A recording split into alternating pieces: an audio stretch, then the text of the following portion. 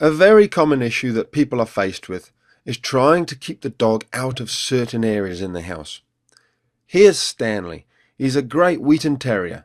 However, he loves nothing more than to get under people's feet in the kitchen, especially when you're trying to make the dinner.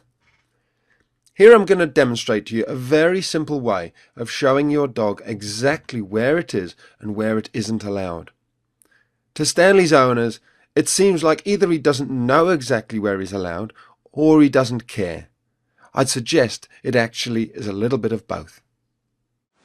So if this is the line where you don't want the dog to go into the kitchen, the dog can't really see exactly where it is. We have it in our own minds as to where we think it is. But to make it really clear to the dog, all we're going to do is put down some sticky tape.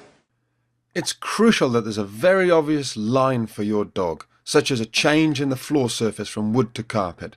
If there isn't, you need to make a clear dividing line using tape.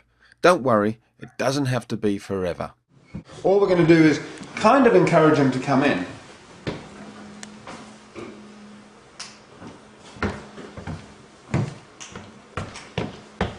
You already notice there's something up. There's a line there. So look at that. We haven't even trained him. That line has just gone down. He knows. Good boy, Stan. Outside, out the kitchen. Good boy. Good boy. Here I'm demonstrating how clear the message is to Stanley. I'm dropping some food on the floor and he still doesn't come in.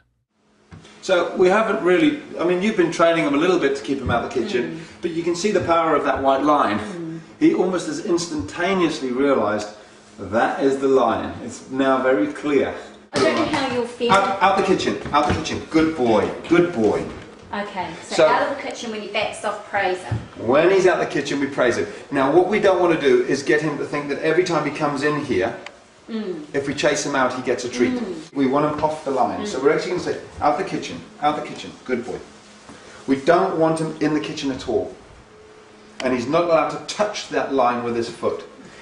Because what dogs love to do is just edge further and further and further into the kitchen. That has said to him, you don't even stand on the line. Okay. And he's saying, look, Oh. and you can see you can use any sort of energy to drive him out. Even just stamping your feet a little bit, moving towards him. Maybe, shh, out the kitchen, out the kitchen. Are you making sure you don't look at him, or are you looking I'm not looking at him now to invite him in. Right. If you look at him, you invite him. So I'm deliberately ignoring him.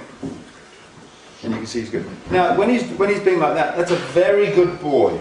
He's been outside for a good long time, out the kitchen. So good boy, good boy. Very good boy, darling. A little bit further. Using this calm, consistent method, it'll take only a little time before your dog like Stanley will get the message and understand which side of the line that he's allowed on. As with any training, it'll have maximum effect only if your dog listens to you because you're the pack leader and you've already implemented the 5 golden rules that are shown in the first section of the members site. If you aren't a member yet, then hopefully this will give you a clearer idea of how to communicate to your dog and how willing they are to listen to you when they respect all your decisions.